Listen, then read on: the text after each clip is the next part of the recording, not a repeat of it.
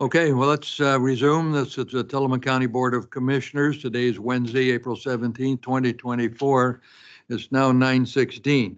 And I will apologize for some of the technical difficulties. The county has a new system over the past several months, and as many new systems do, there's a bit of a malfunction. However, everything that we do and say is being recorded and available to the public. And those who are on the internal system will be able to participate as usual. Anyone on the outside, there's a message going up on the website, I believe, that would instruct them how to proceed. Okay, so we're down to public comment, and I believe we have one online and one individual in the room. And let's go to the person online. Would you, if you're there, please identify yourself, and we'd be pleased to hear from you this morning. Good morning. Sorry about the difficulties there. I'm glad we got them worked out. So I'm April Bailey. I'm a resident down in Nescowain. First, I asked the commissioners and other attendees, I just make apologies. Today's 1 year since I saw my youngest brother, Ryan Merton, for the last time, as he's wheeled out of intensive care to undergo surgery for organ donation. Ryan had experienced death due to a fentanyl overdose. There were many attempts to save his life in Narcan, but none of these efforts were enough to bring him back. Please know what I'm about to say. I say with a lifetime of conviction experience. I'm not making this appeal based on emotions. I'd like to comment on the agenda item number 7. I unfortunately only had a little time to review the due in part to the fact that it was inaccessible to me this morning. This another is never a good idea. But what I can say with firmness is that it's past time the commissioners and related county entities consider the true cost to taking any grants that require self-harm reduction measures that include enabling drug addicts.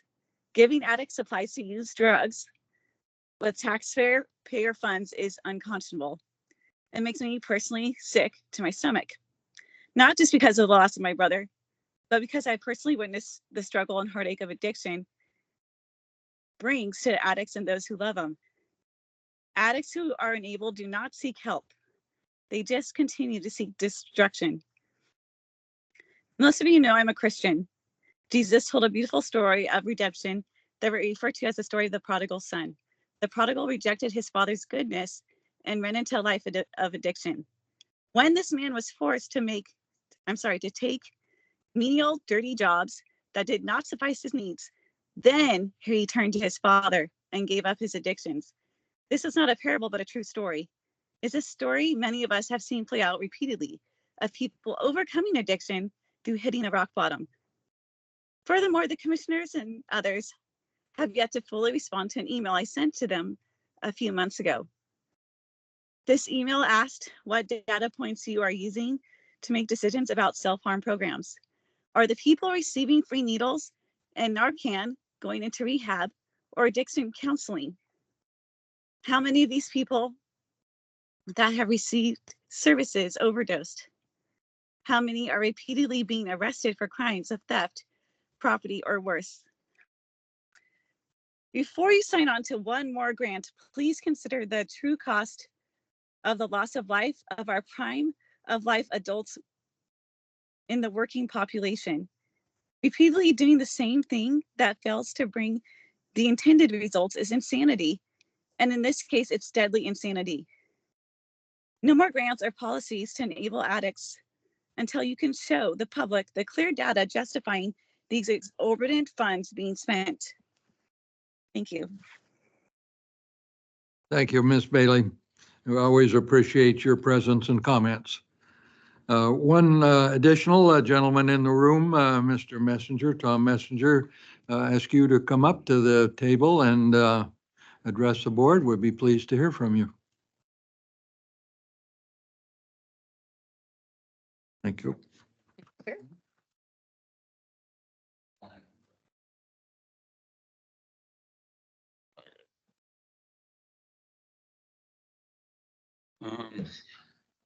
Hi, my name is Tom Messenger. I live in Pacific City. And I have noticed over the time, the last several years, we've all seen major winter disasters and major summer disasters. And many of those have caused utility lines to go down so that the power's off, the internet's off. You can't talk on the phone. We need to fix that. And I can just give you a few words that you all know. Paradise, California, Lahaina, Hawaii, Otis, Oregon, Talent, Oregon, Blue River, Oregon. All of those areas were strongly and badly hit. I have been to Paradise after the fire, and for a town the size of Tillamook, Newport, and Lincoln City put together, 95% of it, 98% of it was destroyed. Lahaina, Hawaii, I was there before, I haven't been there since, but Lahaina, Hawaii was a beautiful place, and now it's rubble. We need to do something. There's a statement I heard recently, and I think it applies in this situation. Now, it's going to sound like it doesn't, but it does. You cannot eat an elephant in one bite. Okay.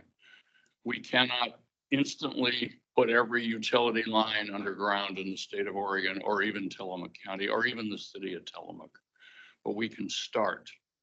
You don't finish anything unless you start. If you don't take the first step, you don't get anywhere. There's two laws of physics that apply here. An object at rest tends to stay at rest. An object in motion tends to stay in motion. And I want to see if we can get Tillamook County in motion. I think Tillamook County is at rest. And I have written a larger proposal, but the basics of what I'm asking for today is that Tillamook County, and if you will go to page 2 in the middle, the solution and the note for cities and counties. What I would like to see Tillamook County implement, and I do understand that the individual cities would have to separately implement this, is to have all utilities be required to give notice to all other utilities when they are going to do trenching of their trenching plans, so that the other utilities can, if they choose to, go in and put underground utilities there. Step 2, a little stronger, is to require that all new utility lines be underground, period, and just require that all utilities do that. Those are the two things I think we can do right now. That's all I'm asking for now. There's a lot of other things that can be done, should be done over time. But I just want to take 1 or 2 quick steps to get the process started. And I'm suggesting you guys set the boundary, but my suggestion, this would be effective something like January 1 of 2025, which gives the utilities plenty of notice and understanding and opportunity to prepare. Thank you very much. Question? Thank you, Tom. Thank you, Tom. We ordinarily don't comment a lot on public comments at this stage. However, I'll take the chair's prerogative and simply say that Tom and I have had this conversation, I'm going to say a dozen times over the past several years. And when I was on the Tillamook PUD board, we took it up at the board level and individually with the general manager, with some of the budget people there. And I've also mentioned it to a few people here in the county, but we haven't done anything formally or taken it up at this level. But my commitment is we keep looking at this. We're in the process of the budget now, and I will say it's a more difficult budget this year than in the recent past, whether or not we could do something, but there are things, as you point out, that could be done even in the absence of funding commitments and so on. And I appreciate that. And I agree wholeheartedly. And I will just say on the record, my wife had some family, extended family through her sister's family who lived in Paradise. They were asked to evacuate, and they did safely. They came back home, and what was remaining of their house was a concrete foundation. And so, yes, I'm very much aware of that. I've also driven through Otis and also up the Santiam Canyon after the fires of 2000, I believe it was, and it's a terrible thing.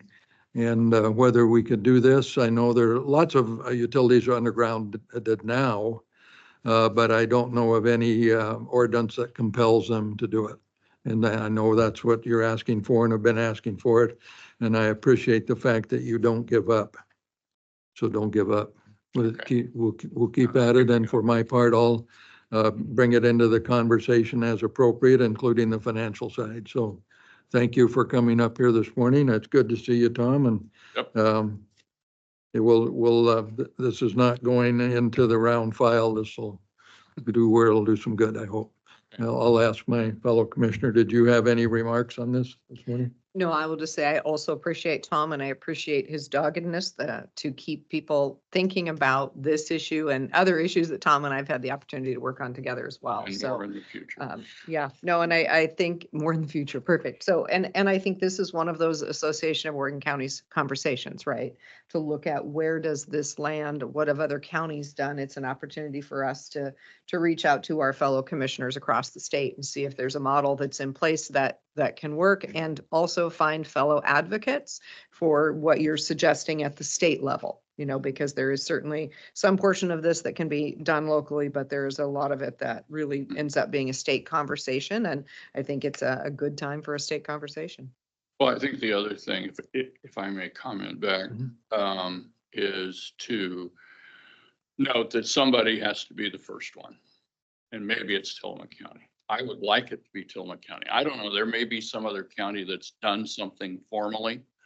But I would appreciate if Tillamook County would have the courage to go out and be first. I think this is, especially with these two small steps, which are not budgetary to Tillamook County. They're just administrative work. Yes, there's some cost there, but anyway, that's my thing. And thank you very much for listening. Okay, thank you, Tom. Okay, moving along, we do have one item, number 11, that we will postpone it and take it up perhaps next week. Commissioner Bell will be speaking to that subject and she's unavailable today. So now we'll go down to our presentations, and we have our semi-annual tourism report that comes before the board. And Nan Devlin, I think, Nan, I think most people know you, but if you please introduce yourself again and what it is you do, we'd be very happy to hear from you this morning. Oh, thank you. Thank you, commissioners.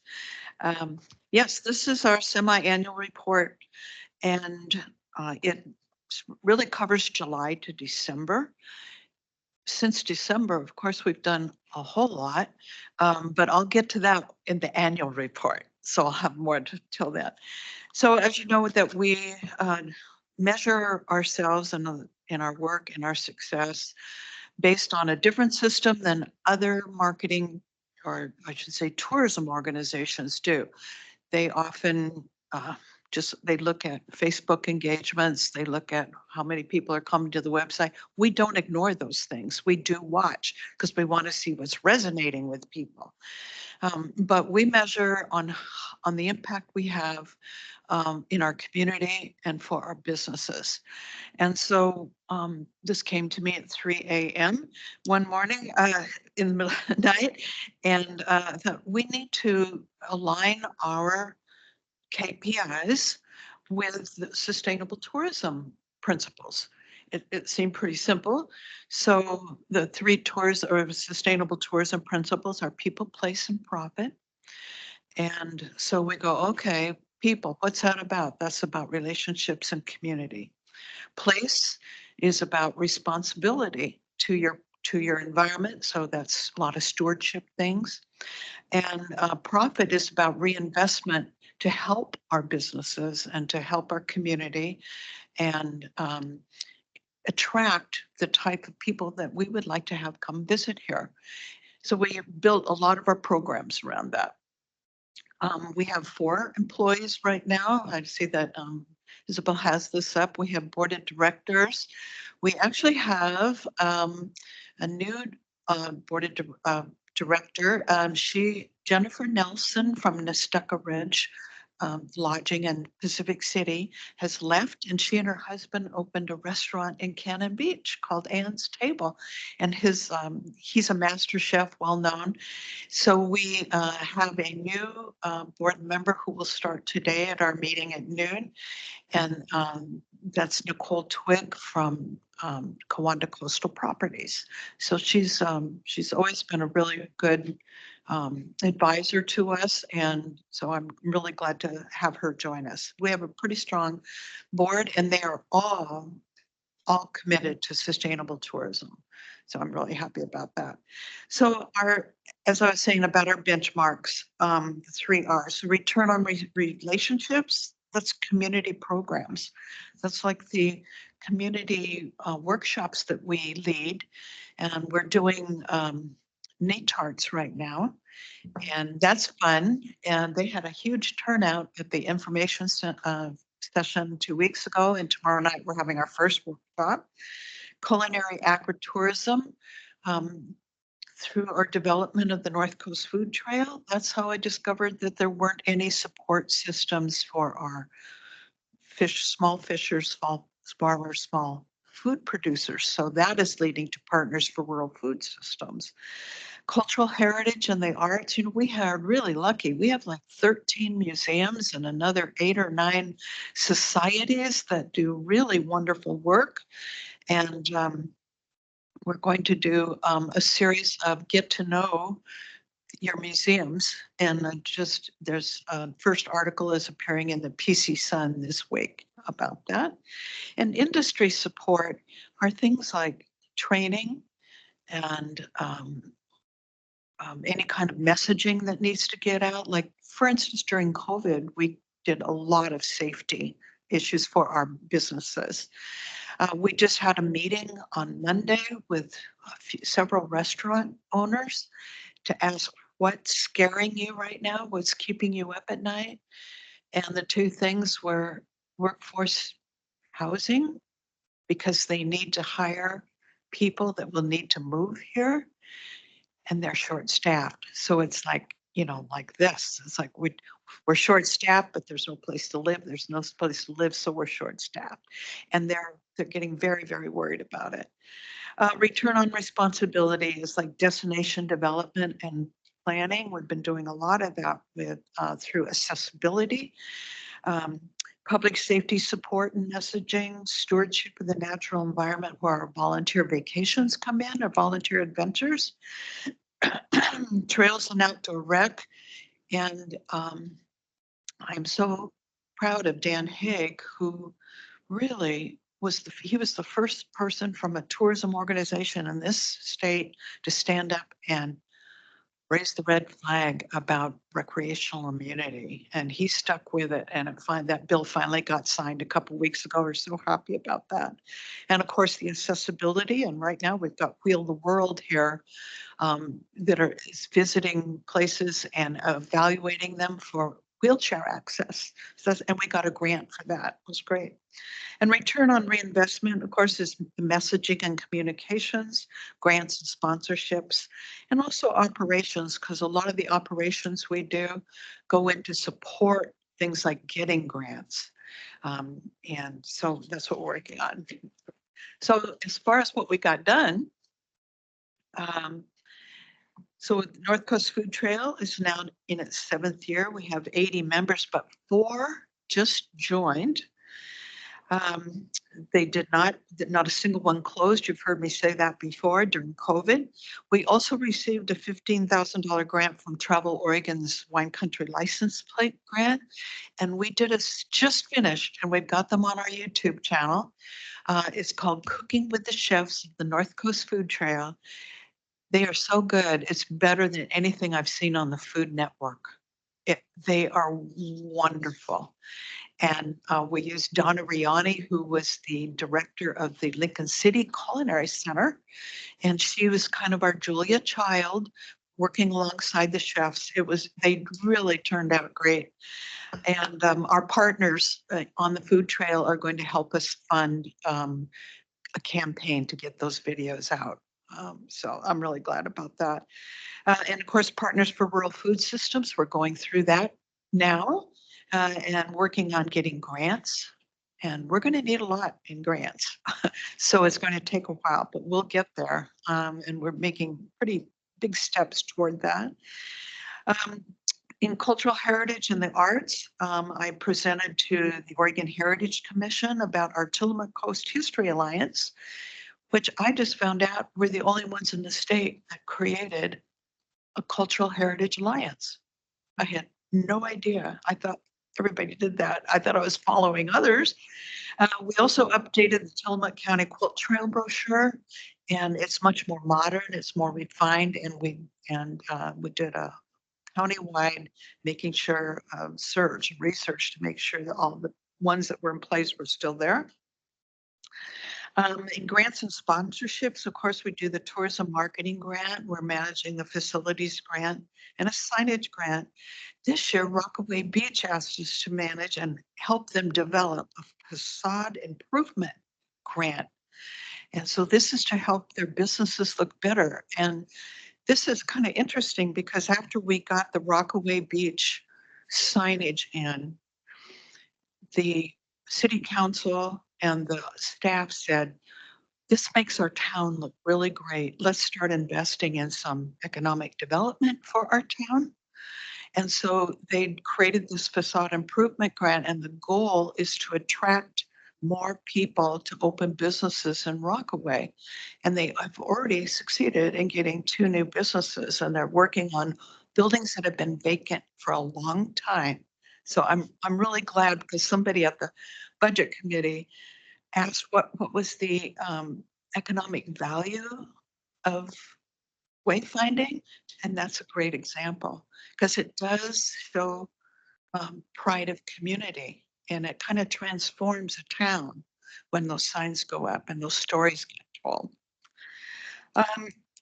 We also do an off-season marketing grant for Manzanita, manage that for them. Last year, DeGard Brewing had a 10th anniversary event, which we helped sponsor, and that brought in, 1,200 people? And they had data to show that 70% of them stayed overnight through that weekend. So that was off-season. That was great. We have in industry support too. We always have somebody each year go to the Oregon Tourism Leadership Academy, which is a great program. It teaches you all about the different ways tourism can help communities. We're helping the Pacific City open up their visitor center at the Kawanda Community Center. That will be a great spot. We sponsored 2 $2,000 scholarships to TBCC, who are involved in their outdoor recreation degree program. And we've done lots of presentations. One of the most visuals that we did this year is to get up the Bay City wayfinding, and it's wonderful. And somebody stopped me on the street last week and said, I had no idea. I discovered a new park. You have a directional going to Wallace Family Park. I had no idea it was there. So now I take my family there. That's great. We also did some emergency resources window cling and good neighbors brochures for Manzanita. And we just sent to print yesterday the good neighbor brochure for Cape Mears. So each of these communities, I think, want to do a good neighbor And it's about, you know, taking care, being good citizens while you're here, being good neighbors. So natural environment, lots of stuff went on between July 1 and December 31st. We sponsored a wilderness first aid class for 16 North County emergency volunteers and professionals. And we're doing another one this summer. And I think it's something like the Coast Guard. Coast Guard Auxiliary or something like that. Know more about that later. We did the volunteer adventures, 2 of those. We created a video about the work done by the Tillamook Working Lands and Waters Cooperative. You can see that on our YouTube channel. We now have in accessibility 9 beach wheelchairs and 3 electric track chairs.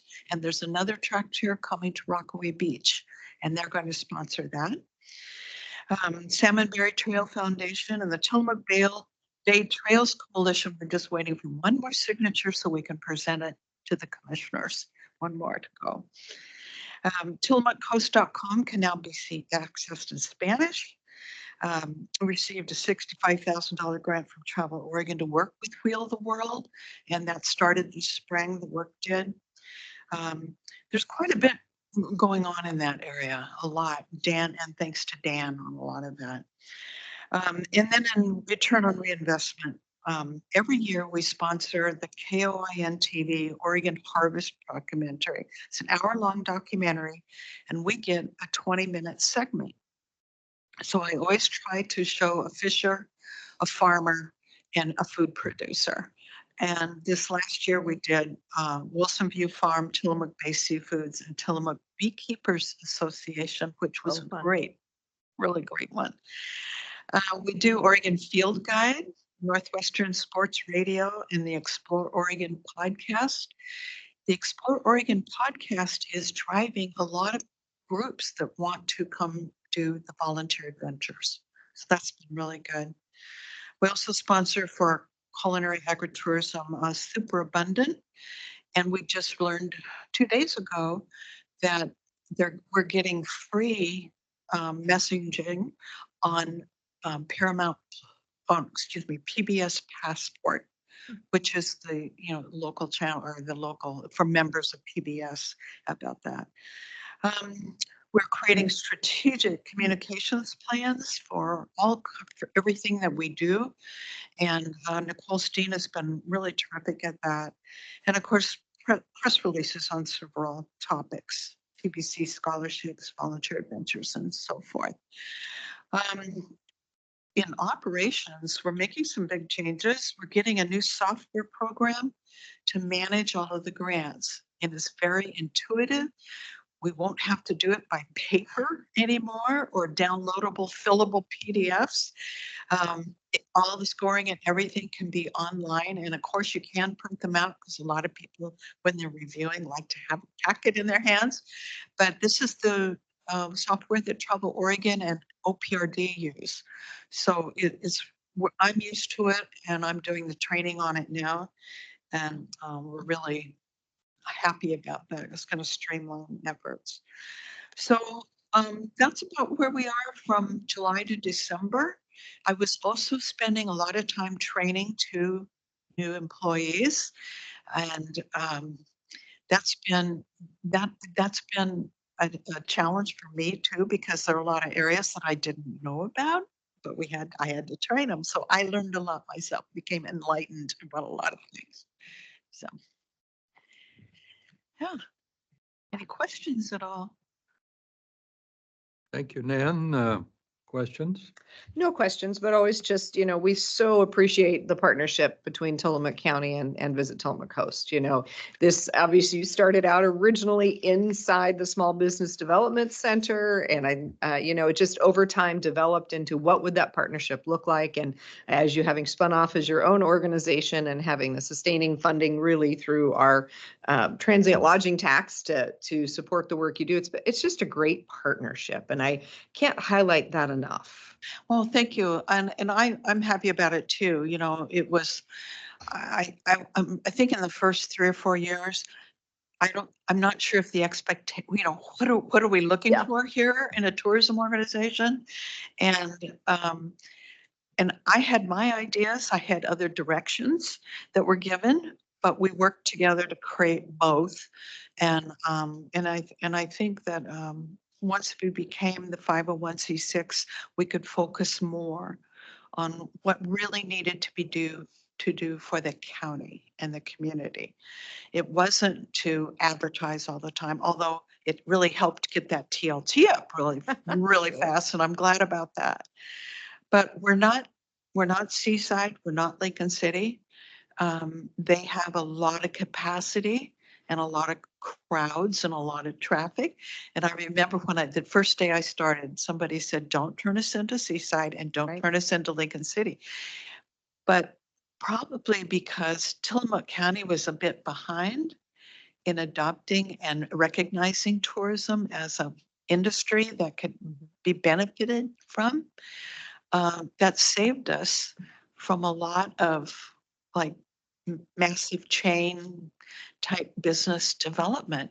I think that helped us. It saved us from that. Sure. And all of our businesses are locally owned. I mean, there are some franchises here like Denny's and McDonald's and Dairy Queen, of course, but nearly every business in tourism is individually owned, and that is amazing to me.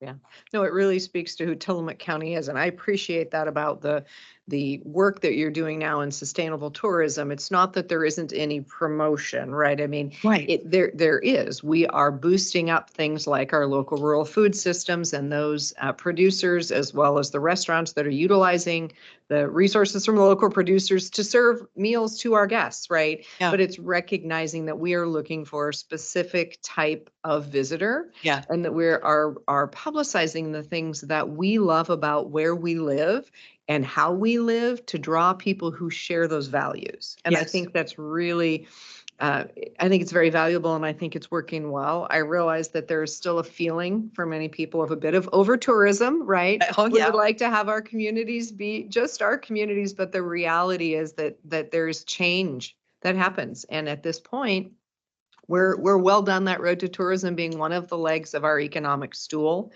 And now the trick is to make sure that we are having it function in the way we want to keep that stool solid and to have that, really look the way we would like it to look. So I think that's fabulous. I appreciate the work. I appreciate the work on accessibility. There really is, I think, an awareness that's growing across our community and other communities in the state as well, that for a long time, we have not focused on accessibility. Yeah. And we have created a world in which those with different abilities were left out. They were not able to enjoy and appreciate Right. and participate, frankly, in all of the areas of life that those of us who do not have differing abilities participate in. Yeah. And so I really appreciate the lens that we are applying that says we should be available for all. It's part of the equity conversation. It's just exceptionally important. So I'm happy that that is part of what we're talking about. I was just going to comment on the housing because we always have to Yeah. comment on the housing, right? The workforce housing is a significant challenge for our community. It is for actually housing in general is an issue across the county, across the state, and across the nation.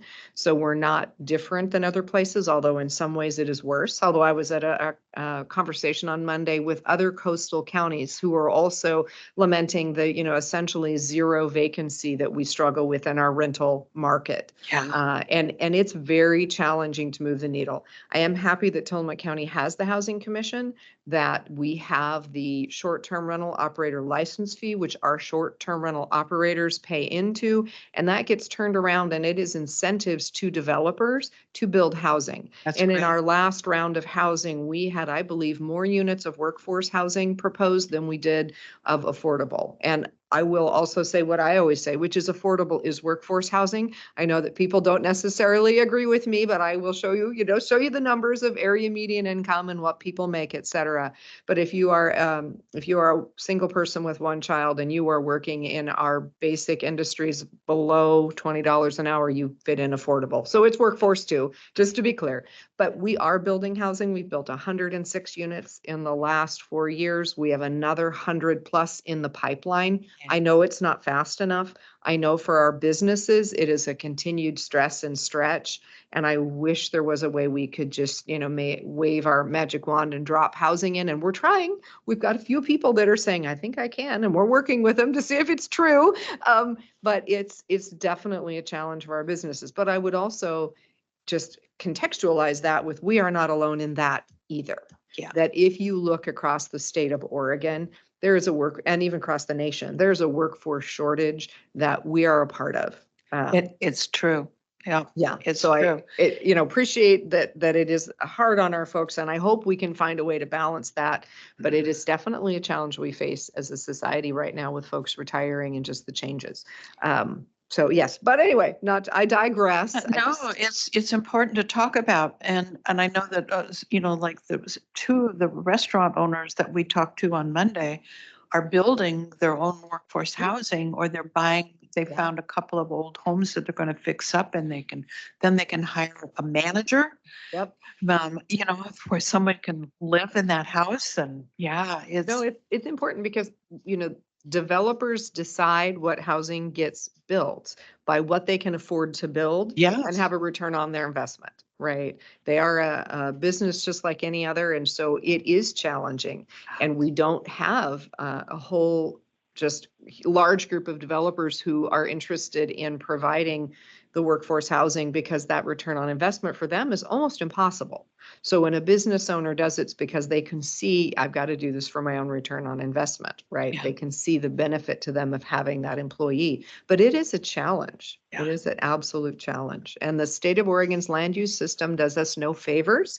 There's a lot of conversation in the community about why don't we just, Yeah. and we can't just build wherever we want, whatever we want. We can't change land use systems, to make that Ah. happen. And there's just a lot of challenge to it. So I appreciate when owners are able to say a single family home, and I will turn it to make this work, because that's one of the easiest things It that can is. be done, because the housing exists. It's tied to sewer and water. It's already zoned where it is. A lot of the challenging pieces to development are covered, and it's Yeah. just finding someone who's willing to do that flip.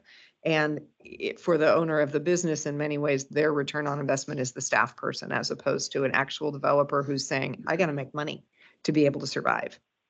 Well, Yeah, one it's of the tough. things we're going to help with is staffing. And two of the restaurant people that we talked to Monday, they both have taught culinary Oh, nice. and restaurant management classes to high school kids in the past. So we're going to reach out to all the high schools and see if we can't do some sort of training program that won't be as lengthy or as intense as like a Pro Start program, Mhm. but it will give kids, juniors and seniors, or people just graduated, they can get some skills and come to work in a restaurant. And it's a great way to get through college. It's a great way to Absolutely. start your own business. It's a great way to learn skills that will carry you through any industry. So we're going to work on that. And we're actually on our way to getting a grant to help do that. Yeah. So I'm really happy about that. Perfect. Thank you, Nan. I'm sure you and I could just visit for hours about a lot of things. So thank you, Kim, for indulging me as Nan and I visited. Thank you, Commissioner. Well, I too appreciate what you've brought to Tillamook County. And as many people know, you and I go back to the day you arrived. Yes, having been- before that. And even before that, I was one of three, I think, who interviewed Nan and brought her on board. And none of us at the time was exactly sure how this would play out over the years, but it started out as marketing and identifying Tillamook County as a destination, and then rather quickly evolved into destination management. Now that you get the people interested and get them here, what do you do when they arrive? And I think there's been a lot of good solutions. And I particularly admire your role in providing ways for the disabled to move about as well. There's lots of people over the years who they may be able to get into a vehicle and arrive at the coast, but they don't make it possible, it was not possible to walk on the soft sand or even the Yeah. hard sand. And now we have at least two things, the great big fat tire wheelchairs, and then David's chair, which is a motorized track device, which can take people who otherwise couldn't go down and stick their foot in the ocean. And to me, that's a pretty big deal. And I think Tillamook County has a leadership role around Oregon in that for sure. We do. Actually, we have the most accessibility now of any place in Yes. Oregon. Yes. Yeah. And so many other things, the food trail, and we could go on and on and on, but I think you've been a change agent and I appreciate what you do. And I've watched it evolve from part of Economic Development Council, and then you set up your own 501c6, I believe it is. And, Yep. and you've turned it into an organization that I think has Tillamook County was already on the map, but we put some signs around it and said, here we are and come enjoy it. But it's been managed as well. And it's one thing to get people here and hope they leave a few dollars behind, but it's quite another to manage the money when it comes in and take it forward and say, how do we manage the whole process? And not coincidentally, the people who come here leave money behind, and it's become a pretty significant part of all the budgets of public agencies, cities and counties. It's now the second largest source of revenue for public works. And it has also funded quite a number of improvements. And I will just say for the record, the number that all of us thought would happen when we started with the room tax in unincorporated areas, we extrapolated from the state numbers at the time, and we thought, well, in a really good year, we can get 1.4, 1.5 million. And now it's somewhere between 7.5 and 8 million 10 years later. And that's not insignificant because it's done a lot of good things. It goes right back into the community. So all of that, I think, Nan, and the group you have built, and I know you've had some turnover, people come and go, but you have a very viable organization, and good for you, good for Tillamook County. So for my part in all this, thank you for doing what you do, and keep it going. Thank you. Okay, well, go ahead. Thank you.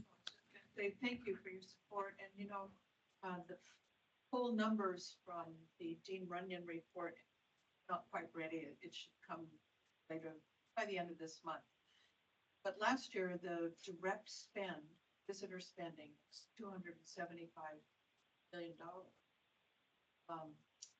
Indirect spend is just, that's all the businesses that helps. That could be HVAC companies, it could be electricians, landscapers, plumbers, cleaning services. So a lot of what our businesses bring in directly, when money gets spent, they take it and spend it Sure. too, including on their employees. And we have about 2,000 employees in the county. So it's a big economic. Well, you're right. It does support other parts. I can remember having been in the business for 23 years. We had a water heater fail on Christmas Eve one year, and that I can tell you was not the best time to summon a plumber.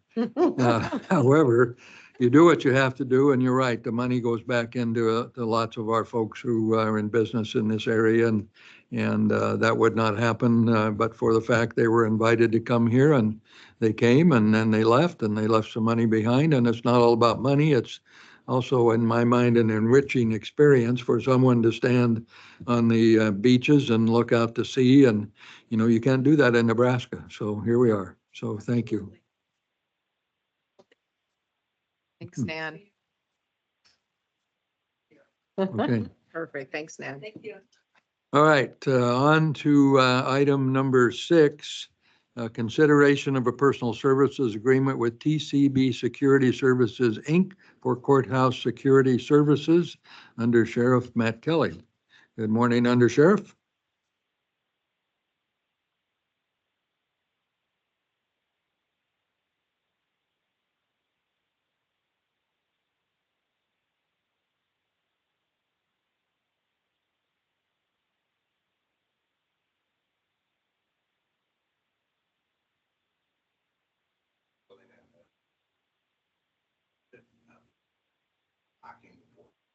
This agreement runs now into January 31st, 2026. Any questions for the undersheriff? No questions, just appreciation. I think this is a really good service to have in our courthouse. I've only been here 3 years, but I certainly have heard from other commissioners around the state who have courthouses that do not have security and who have had individuals who are bringing weapons into the courthouse and actually threatening folks in the courthouse, whether it be a judge that they're standing in front of or whether it be, someone in the hallway. So it's just, it definitely adds a layer of security that I think is needed. Times are high, stresses are high, and we know we see a lot of challenging spaces. And I think for us to have court security is exceptionally important. I believe it is also required at a level on our circuit court. I know that we have a deputy that remains with circuit court for security, and this is an important backup to them.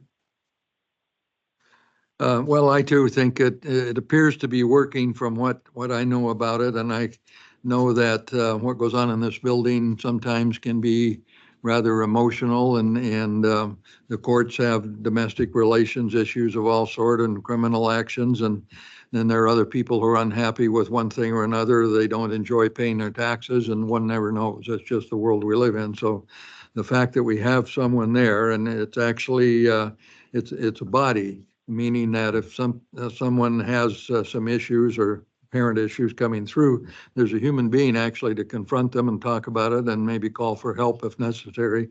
I guess I'd ask you, have there been any incidents over the prior 3-year period that stand out in your mind? In other words, has it really paid off? Do you recall anything?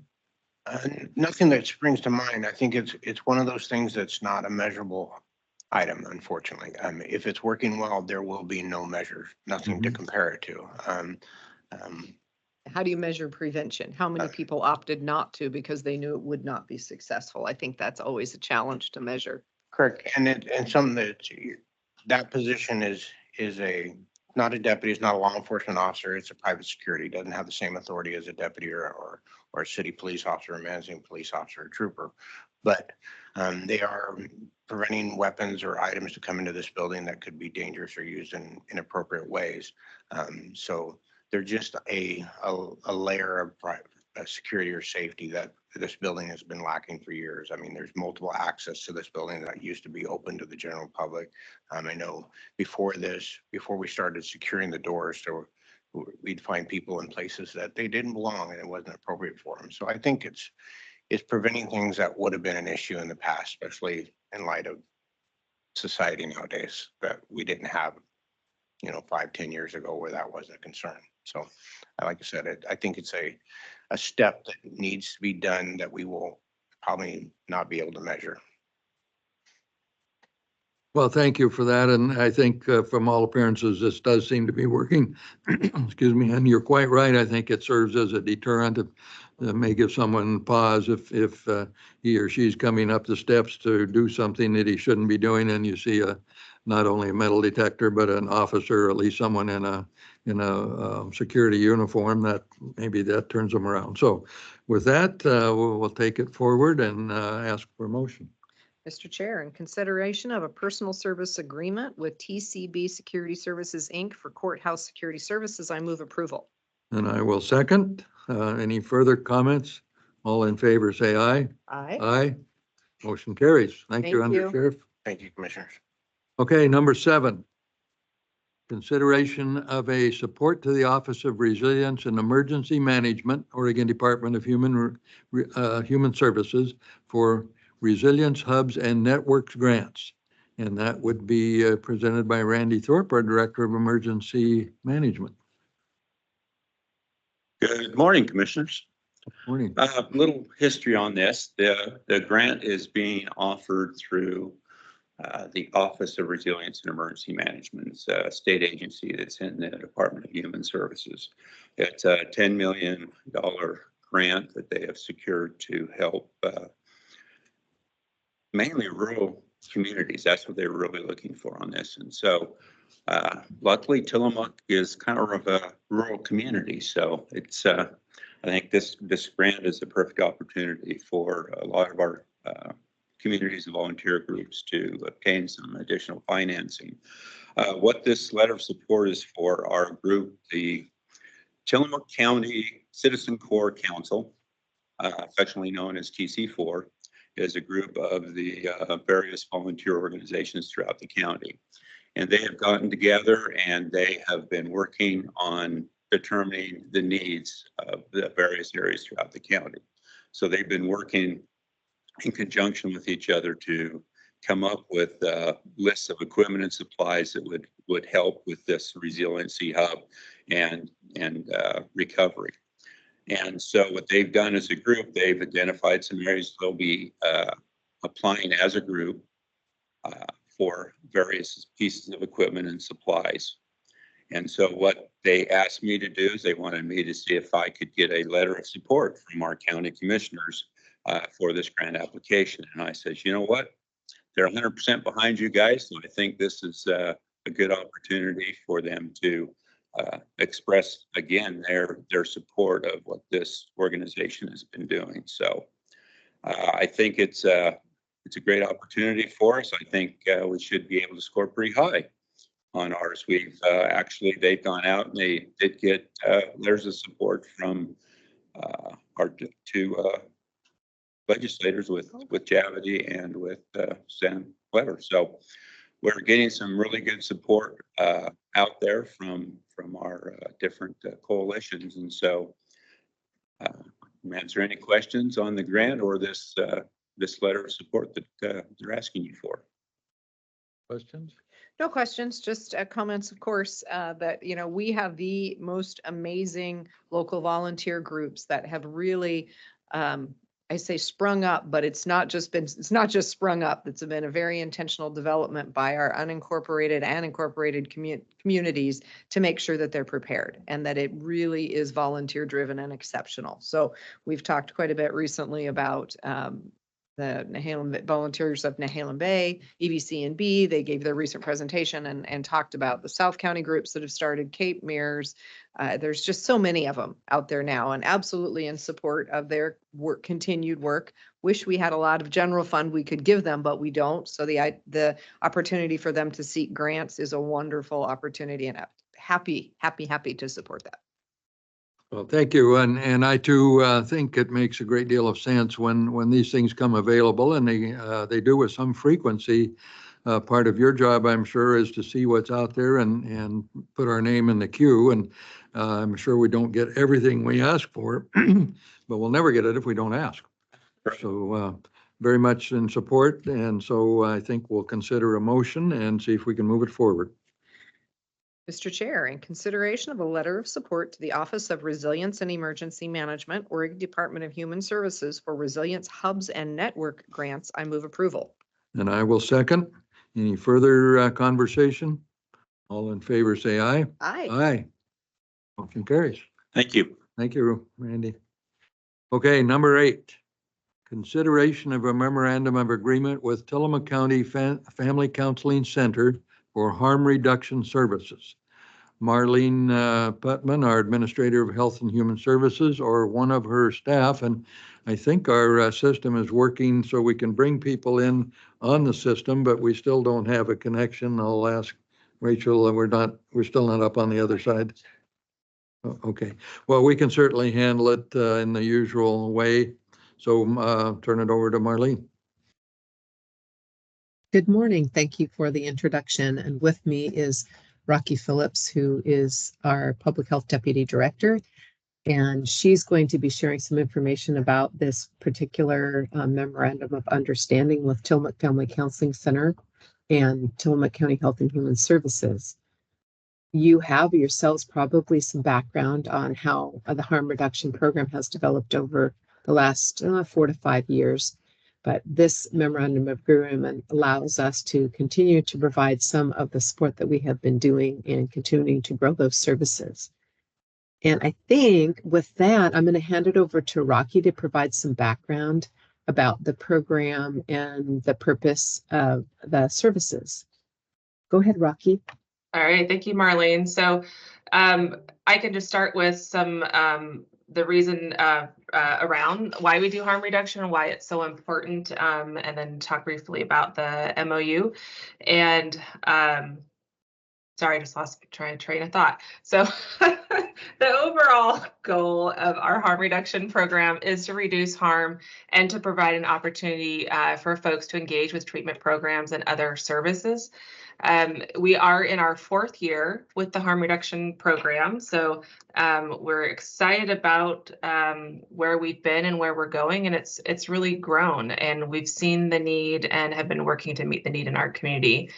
Our harm reduction program, it is a one-to-one exchange. And what that means is someone gives us 100 needles, we give them 100 needles back. What it does is reduces the number of used needles in the community, needles that otherwise might have found their way into our parks or into other public places. It also reduces incidents of needle sharing, which can lead to increased transmission of infectious diseases, including HIV, which we have seen an increase of in our community. It helps to reduce incidences of physical harm overall, such as with abscesses and other injuries associated with IV drug use. And, you know, people with these injuries often show up in the ER, urgent care, and other clinics with significant injuries that are difficult and very costly to treat. So whatever we could do to prevent that from occurring in the first place is really important. Additionally, and equally important, the harm reduction program provides a safe and non-judgmental opportunity for people to seek care and treatment for addiction. Overall, 81,494 needles have been disposed of safely, you know, and what that really translates to is a reduction in potential harm to our community as a whole. And 280 people have engaged with services, with many of them taking the next step in their recovery journey. Additionally, the harm reduction program helps to reduce death associated with drug overdose. Through the harm reduction events, which occur monthly in central, north, and south parts of the county, we have distributed over 800 doses of Narcan at these events. And this is particularly significant because of the folks served. 2/3 of them have reported witnessing an overdose. Putting Narcan in the hands of people who need it really gives time for first responders to arrive. People experiencing an overdose don't always have time to wait. So having Narcan there when somebody needs it from the start is essential. We really, you know, we frequently hear from people who are in recovery about their own experiences with an overdose. And the key word in that sentence is recovery. Because if these people hadn't had access to Narcan, they wouldn't be where they are today, which is in recovery. And so really the message being that every life deserves a chance and every person deserves the opportunity to change, and they can't have that opportunity if they're no longer alive, which is really why one of the main reasons we work really hard to make sure that Narcan is readily available in our community and that anybody who needs it might have it. So going back to our MOU with TFCC, really it's about solidifying a partnership that is already there with TFCC and their Prime Plus Peer program. The solidification, you know, this MOU, what it will do is support the ongoing operations in the program. The way it's written, it requires 2 staff people to be present at each exchange to ensure the safety of staff and then a smooth operation of the program. The MOU allows the Prime Plus Peer to be that second person. The purpose of the Prime Plus Peer is to engage with and support people as they walk through their recovery journey. And the presence of the Prime Plus Peers at harm reduction is not a new addition. They've been a part of the program since its inception. It's just been informally, so the MOU just makes the partnership more official.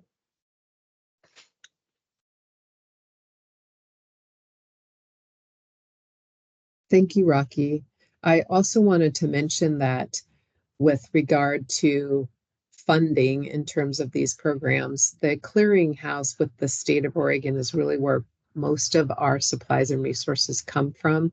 Occasionally, we do receive some small grants to support the work, but we have primarily supported the staff positions through other sources.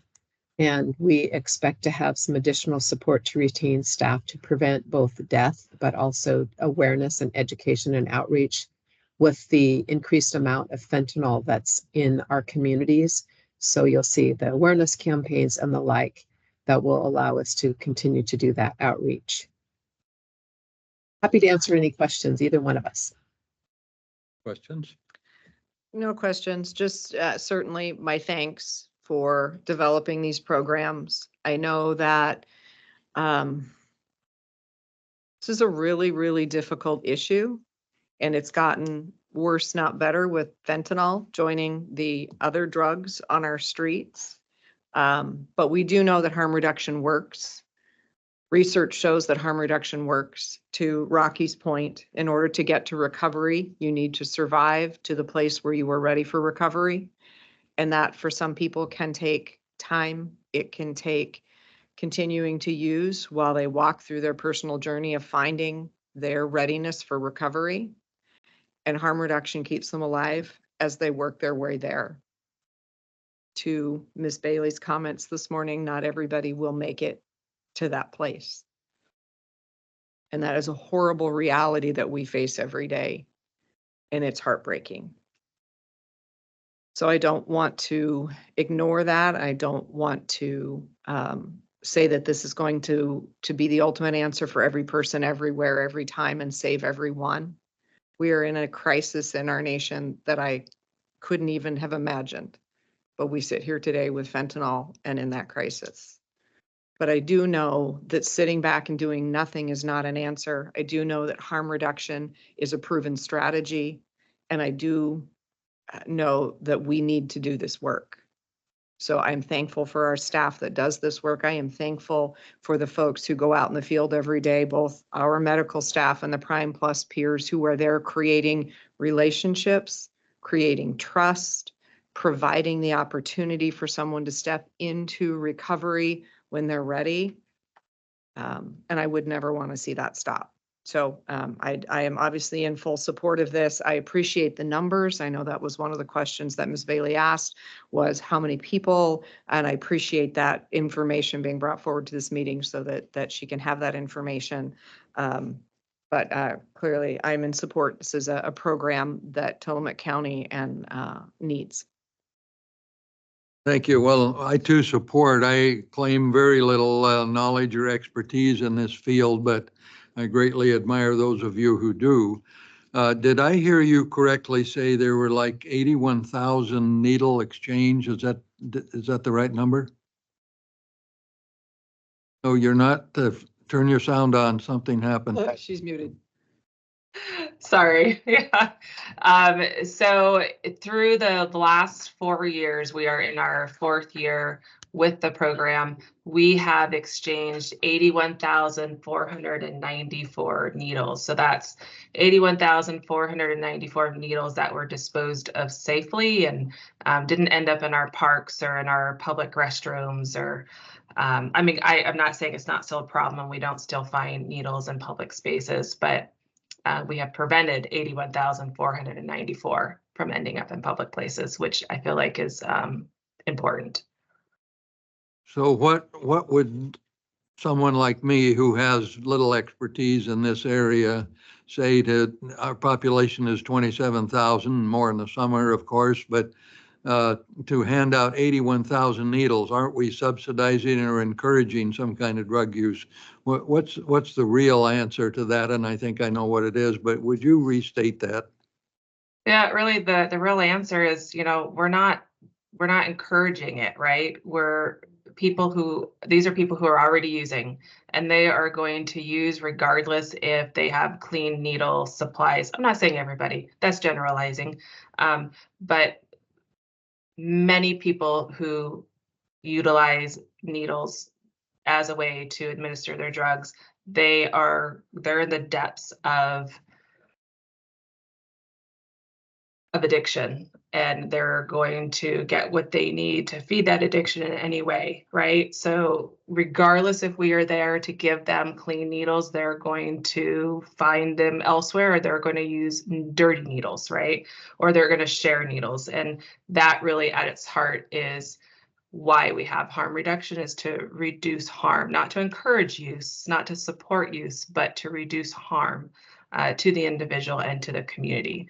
The reality is they're going to use them regardless. But if we can make sure that they're using clean needles and that they're not sharing needles and they're being disposed of in a safe way, we can reduce the impact overall to our community in the sense that our children are going to find less needles in parks, and you could go into a public restroom and not be stepping on dirty needles. That's the overall like goal with harm reduction, is to reduce harm to the community and to the individual. Well, thank you. It just seems like such a huge number for a relatively small population, but, well, as It I is. said, I do support this and it makes sense, and I would agree that what can be done to reduce the or spreading the situation across to others inadvertently makes some sense. So with that, if there are no other questions, I'll ask for a motion. Mr. Chair, in consideration of a memorandum of agreement with Tillamook County Counseling Center for Harm Reduction Services, I move approval. And I will second. So all in favor, say aye. Aye. Thank you. Aye. Motion carries. Okay, thank you very much. Very enlightening, and we'll move on to item number 9. Consideration, let's see, consideration of an order in the matter of a vacation of a portion of Custer Avenue, Tillamook County. Jasper Lind with Public Works. Jasper, there he is in his nice outdoor shirt. Good morning, Commissioners. Good morning. to see you Morning. again. As you read out, this is our presentation of our engineer's report for the board petition to the Board of County Commissioners for a vacation of a portion of Custer Avenue. This right-of-way was originally created in 1909 with the plat of Brighton Beach, which is a community just to the west of Wheeler in Oregon. So if you're heading north on 101, right before you come around that sharp bend, that would be the community. This is an undeveloped right-of-way. There is no current road services. There are no current utilities within this section of right-of-way, although there are in adjacent ones. And the folks that are petitioning for this vacation are the entirety of the property owners on both sides of the right-of-way. It's a pretty straightforward vacation with one exception, and that is that the development of Bayview Boulevard, which is the road to the east of it, included a fire safety turnaround, and that turnaround is partially into the Custer Avenue right-of-way. So we did add within our recommendations for this vacation that fire safety turnaround is maintained clear and serviceable until either an alternative is created or in perpetuity. And if you have any questions, I'd be happy to address them. Thank you. Thank you. Questions? I don't, we talk about, we don't do these road vacations very often, but when we do, our Public Works Department has researched them and assured that these sections of roadway are not sections of roadway that we will be developing in the future. There is no plan to do it. There is no foreseeable reason to do it. And in this case, other than the fire turnaround, which is being preserved. So from my perspective, Public Works has done their job to make sure that what they're bringing to us is an appropriate recommendation, and I'm happy to support it. Thank you. And I will support it as well, for the same reasons. It makes sense. And it seems like in my time on this board, these things come along with some regularity. We have lots of these across the county, and I expect there'll be some more in the weeks to come. So if there are no other questions, I'll entertain a motion to get this done. Thank you, Mr. Chair. In consideration of an order in the matter of a vacation of a portion of Custer Avenue, Tillamook County, I would move approval. And I will second. Any further questions? All in favor, say aye. Aye. Aye. Thank you. Motion carries. Thank you, Jasper. Thank you very much, Commissioner. Thank you. All right, down to item 10, consideration of an Oregon Department of Revenue County Assessment Function Funding Assessment, the CAFA program grant application resolution. And with us is our elected county assessor. For Thank the you. last time presenting this. Yes, I am not running for office again, so this will be the last time. I probably presented this like 13 times over the years, so. It's not that we're happy to see you go. We just want to celebrate with you that life is going to be super fun a year from now. Yes, I'm excited. Okay, so yes, I'm here to get the chair's signature or her appointee on this grant application resolution. We call it the CAFA grant. And as Doug just said, it is the County Assessment Function Funding Assistance Grant. This grant was approved or enacted by the Oregon legislature in 1989. And it was due to the early 1980s where the Oregon economy was not real good. Counties couldn't maintain the real market value due to budget cuts. County taxing districts couldn't pass new tax bases or serial levies to maintain certain levels of service that were needed. And the mandated 6-year cycle that our appraisers go through couldn't be maintained. So the inadequate staffing led to non-uniform assessments. And so they enacted the CAFA grant. The CAFA grant is not based on population. It's based on our direct and indirect costs associated with assessment administration, assessment valuation, the appeals board. We called it BOPTA, now it's called the Board of Valuation Appeals, I believe. So it's done through the clerk's office, tax collection, tax distribution that's done through the treasurer's office, cartography and GIS administration, and dedicated IT services to support those. The funds for this grant come from a percentage of the delinquent interest that is paid and a fee on most documents that are recorded at the clerk's office.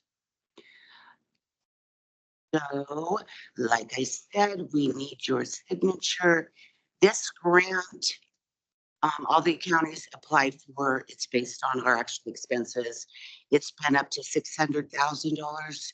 I think it was 2003 and 4, down to 305 that we got last year. So, let me just read this grant resolution into the record.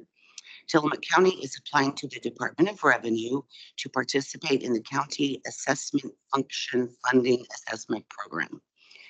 This state grant provides funding for counties to help them come into compliance or remain in compliance with ORS 308, 309, 310, 311, 312, and other laws requiring equity and uniformity in the system of property taxation. Tillamook County has undertaken a self-assessment of its compliance with the laws and rules that govern the Oregon property tax system. The county is generally in compliance with, again, ORS 308, 309, 310, 311, and 312, and all requiring equity and uniformity laws in the property taxation. Tillamook County agrees to appropriate budgeted dollars based on 100% of the expenditures certified in the grant application. The total expenditure amount for consideration in this grant is $2,932,667. If 100% isn't appropriated, no grant shall be made to the county for each quarter in which the county is out of compliance. The county designates me as the grant administrator, I guess you call it. And so I need the board chair's signature. One more thing I want to say about this, like I said, this grant's not based on population like a lot of money in Oregon is. It's there's one form that is the application staffing. It talks about the different activities that are done by the assessment taxation, the assessor, the assessment staff, the deed clerk, data entry staff, the appraisal staff. We've got the chief appraiser, residential appraisers, commercial and industrial appraiser, farm and forest appraiser, manufactured homes and floating structure appraiser, personal property appraisers, personal property clerks, and our sales data analyst that looks at all the sales to come up with a trend that we trend properties. It also includes a portion of the clerk's office that takes care of the Board of Valuation appeals. There's tax collection and distribution, the support and the collection, the tax distribution that's done by the treasurer's office, and we account for a portion of her office for this also. The foreclosure process that the tax department takes care of. We also have cartography and GIS administration and the dedicated services from the IS department. So if there's any questions, I'll get this grant uploaded and sent before May 1st, the deadline. Thank you. Perfect.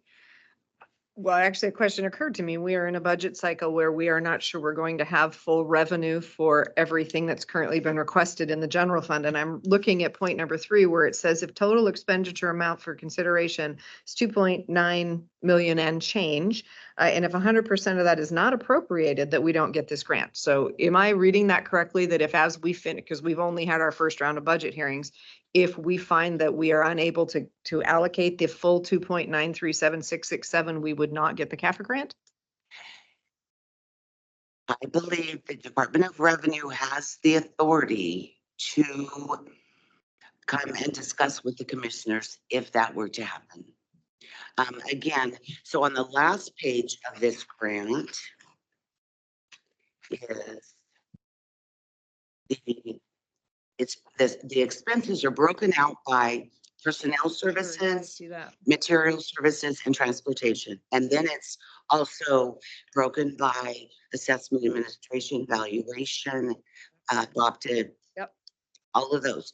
So this grant has to be applied for and submitted by May 1st. Yeah.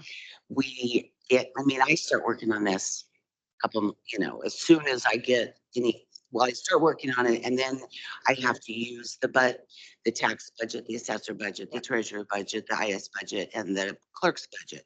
So this grant is based on the information in those budgets. Absolutely. Sure. No, and I have no doubt that 2.9 million is needed. So that is not my question. My question was totally the logistical question of 2.9 may be needed, but 2.9 may not be available this year for the first time in many years.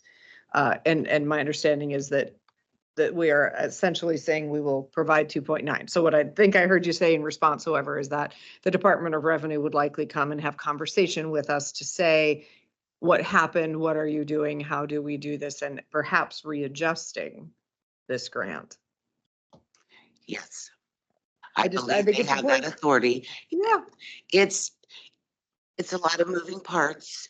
100%. I think one time in the past, it was where we were talking budget cuts, and there was some thought about, do we need to have that discussion with the Oregon Department of Revenue? The whole point being, we need to fund the assessment and taxation purposes for the good of all of the county and all the districts in the county. Yes. And this is to ensure that those processes continue.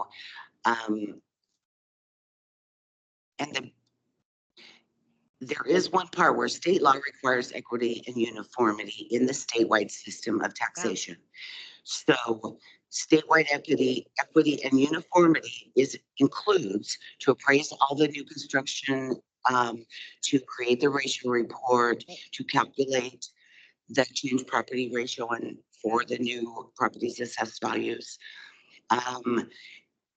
resolve appeals timely, calculate, collect, and distribute taxes.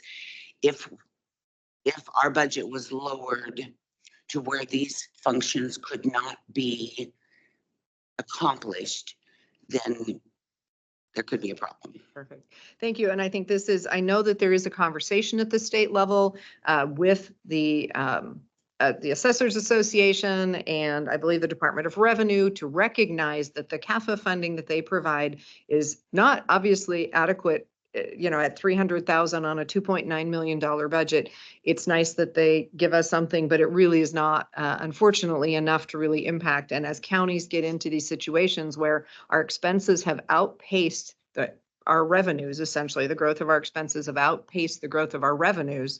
We're in a very challenging position. And I'm happy that there is a conversation happening at the state level to acknowledge that if we don't have enough money to assess and levy our taxes, we will not have enough money for the so many other things that you listed, Denise. So I think you've given a really clear picture of a very big problem that, again, is driven, unfortunately, at the state level in many ways for counties. So thank Yes. you. I appreciate the conversation, and it's just a challenging one. Yes. Yeah.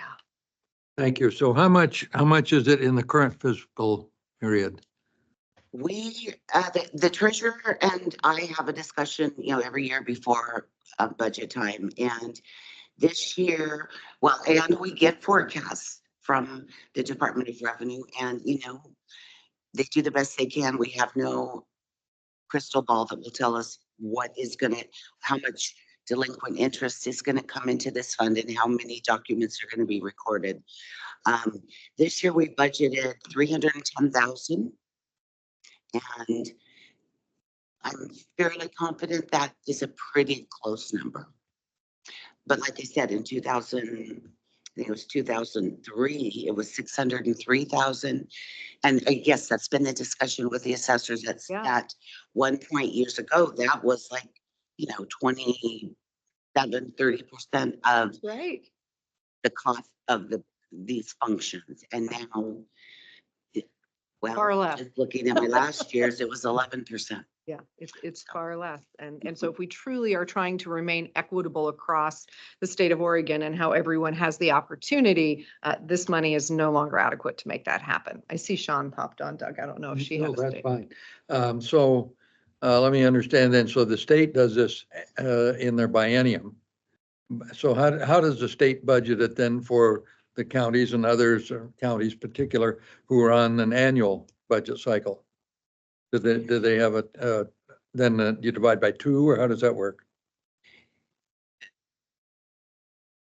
Not sure. Sean might answer that question better. However, what I would say to that is this is an annual grant process, and the funding from the delinquent interest collected yearly and the recording fee on the documents at the clerk's office, it's calculated yearly.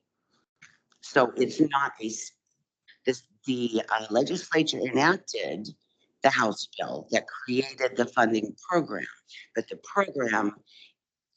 funding comes from delinquent interest and fees. Well, I was just thinking mechanically, because the state's on a 2-year cycle and we're on a 1-year cycle. And so what happens if they spend more than 50%, then they have less for the second cycle, correct? It'll be a state funding problem. Yeah, well, I know that, but I'm. Right, and it's That's done what I through the mean. Department of Revenue yearly, and all the counties apply, and then it's set, it's kind of like our distribution of taxes. Then they put all of the county's expenses, and then we get whatever that percentage of that income from the delinquent fees and the recorded documents. So in the county budget, in your request, then you've asked for an amount equivalent to this, assuming you'll get it all. And therein is a dilemma. If something at the state differs, then there's a shortfall here to be made up at our level, correct? I believe that the money comes in quarterly. No, I don't mean the cash flow. I mean the total for the year. So in other words, if they don't have as much money as we're asking for, we have to make it up, because obviously you're going to do your job. Right. Correct. Okay. So it's like anything else. You ask for what you think is available or what you need. And if you don't get it, then the challenge is a local challenge, not Salem's problem. Exactly. Yeah, okay. Just want to make sure I understand that. And because as Commissioner Scar pointed out, this year is perhaps a little more difficult than previous years. And you'll be hearing more about that over the next week or two. And anyway. Okay, well, then let's get this in and hope for John, the I best. have a question. I'm sorry. You have a question or comment? Yes. Sean had And- popped oh, on. I beg your know she had a pardon. question Oh, or hi, comment. Sean. Yes, sorry, I didn't look up. Sean, our county treasurer, yes, could you weigh in, please? Had to unmute myself first. No, I didn't have any questions or comments, but to what you're saying, Commissioner Olson, yes, if the state doesn't have the full funds, then we don't receive what we fully budgeted, and they just reduce our amount based on what they have to send to us. There we go. Yes, well, I guess that's life in Oregon these Yeah. days. All right. Okay, anything else? All right, then let's entertain a motion for the request before us. Mr. Chair, in consideration of an Oregon Department of Revenue County Assessment Function Funding Assessment CAFA Program Grant application resolution, I move approval. And I will second. Any further questions? All in favor, say aye. Aye. Aye. Motion carries. Mr. Chair, may we take just a brief break before we jump into the hearing? We certainly may. Thank you. Let's see, 10:41. Let's take about at least 5 minutes. And we do have a public hearing scheduled at 10, but we're past the time certain, so we'll do that when we come back. So we're now in recess. Thank you.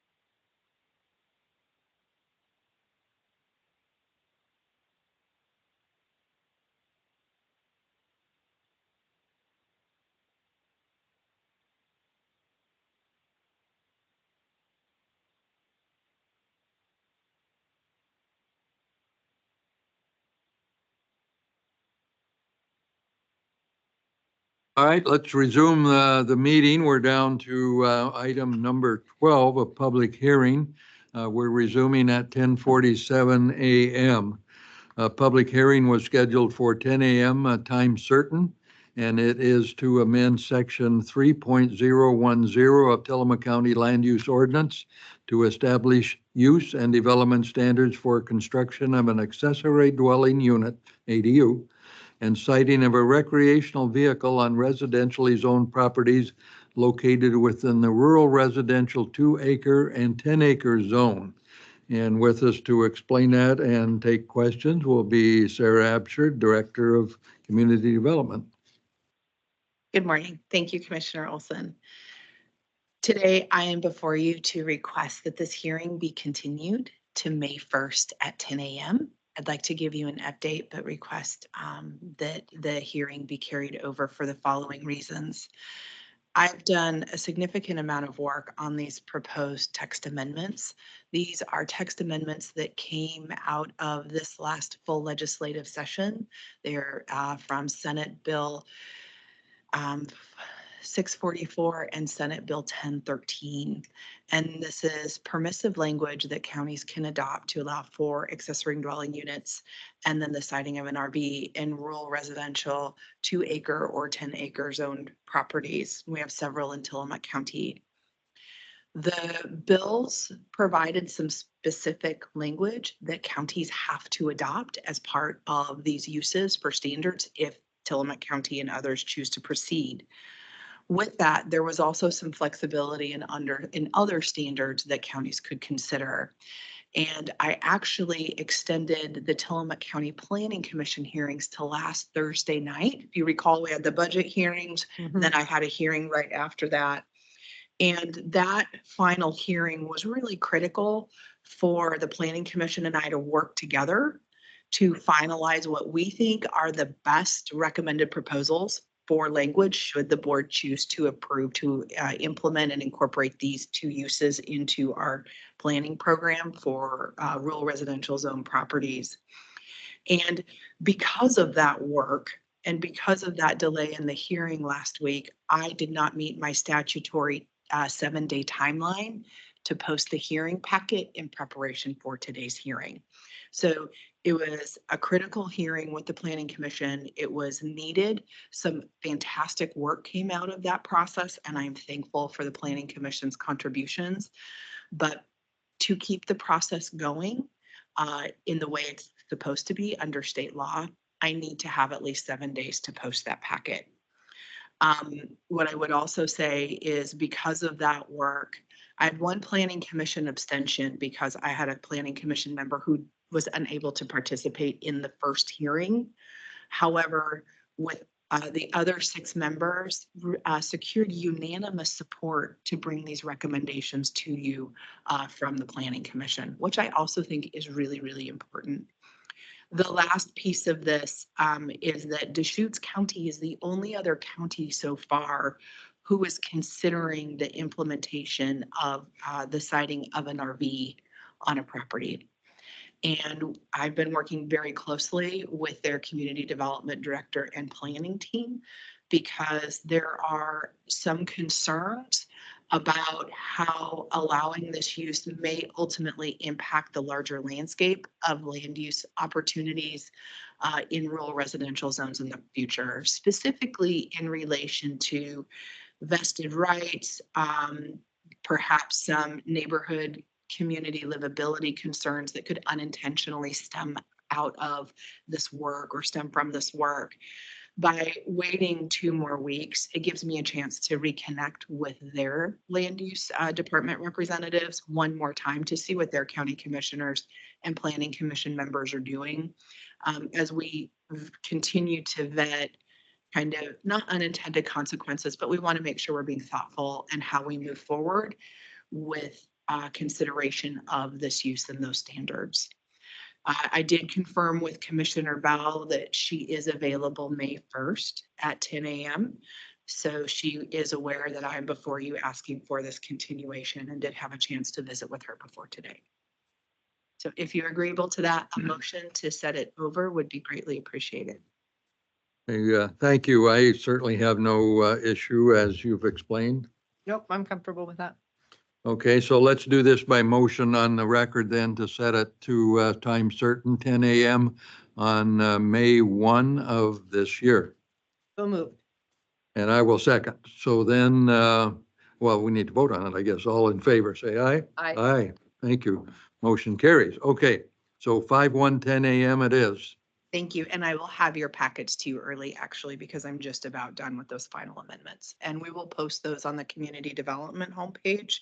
We have a land use application page so that the public can see those as well. Okay, thank you. Thank you. Okay, we're down to our last item on the published agenda, and board concerns. Are there any matters that need to come before us today that we have not taken up? I do not believe so. Nor do I have any. So with that, I will talk about other meetings and announcements, and I'll just paraphrase. We were scheduled for a meeting this afternoon, a routine meeting at 2 p.m. Today, a board briefing, but there's only one scheduled matter. And after talking with council and others, we're going to defer that 1 week. So therefore, the meeting that we had scheduled today at 2 p.m. Will be canceled, and the matter that was before us will be taken up a week following. So we're all clear on that one, I guess. Okay, and I will also read into the record, the commissioners will attend a Lightwave meeting, Tillamook Lightwave, on Tuesday, April 23rd, 2024 at 9:30 a.m. The teleconference number is 1-253-215-8782, conference ID 899-5732-9678 #. And so with that, if there's no other matters to come before us today, we will adjourn at 10:53.